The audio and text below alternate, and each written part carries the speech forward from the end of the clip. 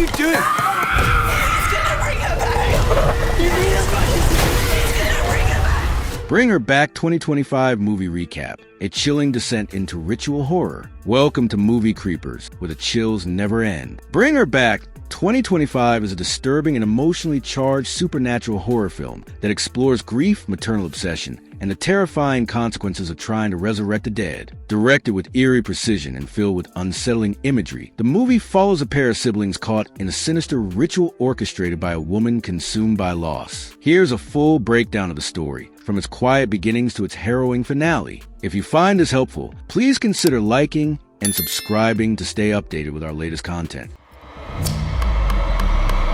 Needed someone that could give him special care.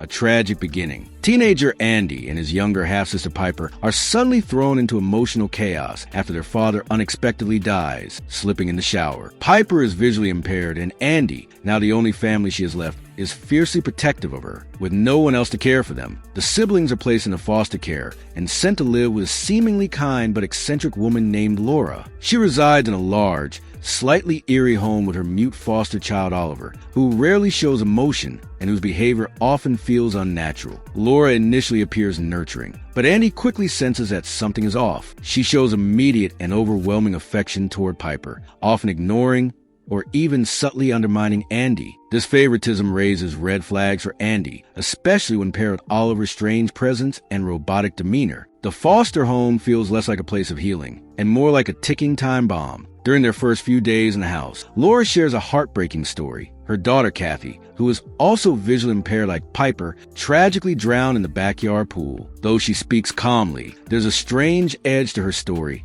as if she hasn't accepted the loss. At the funeral for Andy and Piper's father, Laura offers an unsettling insight. She claims that some people believe the soul lingers in the body for months after death, while others dismiss it as superstition. For Laura, it's a foundation of something much darker. The horror intensifies one evening when Andy is left alone with Oliver. Trying to build some rapport, Andy attempts to feed him, but Oliver horrifies him by silently placing a kitchen blade into his mouth and mutilating himself. Bloodied and in shock, Andy desperately tries to help him, dragging Oliver across a strange white salt circle surrounding the property, only for Oliver to violently convulse and scream in agony. Whatever boundaries are marked around the house clearly have some supernatural significance. Laura returns and, rather than expressing concern, hurriedly whisks Oliver away. For a moment, Oliver regains his voice, sobbing and pleading with Laura to let him go. But Laura coldly restores him to a trance-like, possessed state. It's clear now, Oliver is not simply a troubled foster child. He is under the control of a demonic force. Alone, Laura watches a grainy old videotape of a successful resurrection ritual. The footage shows a dark process in which a possessed person consumes the remains of the deceased and regurgitates them into a fresh corpse, one killed in the exact same manner as the original death. This act supposedly allows the spirit to inhabit the new body. In a chilling reveal, the film cuts to Laura opening a freezer in the backyard shed. Inside is the frozen corpse of her daughter, Kathy. Laura's plan becomes horrifyingly clear. She intends to use Oliver as a vessel of possession, and she will drown Piper in the pool the same way Kathy died. Piper, as a child with similar blindness and age, would serve as the perfect host body. It's not care that motivates Laura. It's a desperate desire to bring her daughter back at any cost. While Laura keeps up appearances, taking Piper to play goalball, a sport for the visually impaired, Andy sneaks out to the local police station. There, he makes a chilling discovery. Oliver is not just a random foster child. He is a missing child named Connor Bird, who vanished months earlier. Laura didn't adopt him. She abducted him for her ritual.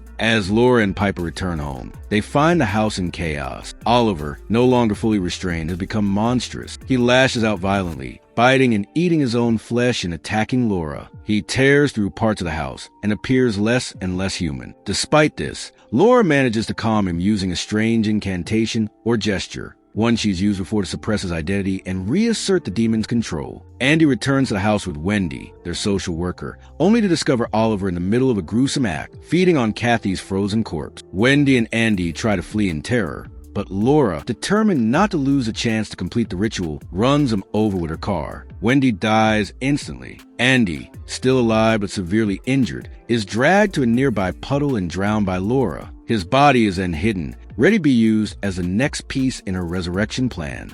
I think there's something wrong with Laura. Oh my god, what is it?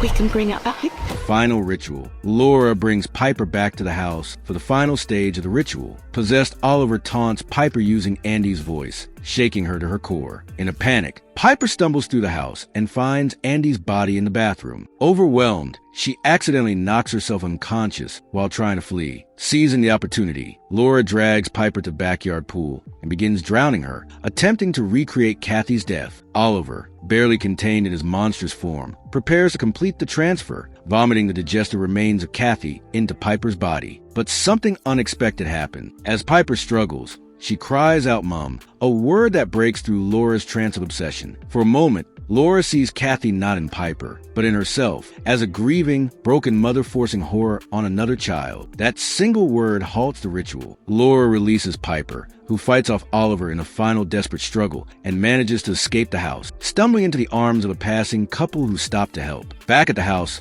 Oliver, still possessed, sees a missing persons poster with his name and photo, Connor Bird. The sight of his real identity appears to shock something loose. With effort, he walks past a ritual boundary, the same white circle that caused him so much pain before, and collapses as the demon exits his body. Freed at last, Connor is found by the arriving police, who confirm his identity and rescue him. The film's final moments are deeply tragic. Laura, having lost everything, her daughter, her delusions, her humanity, takes Kathy's decomposing body to the pool and cradles it like a baby. The camera pulls back as law enforcement surround the property, ready to take her into custody.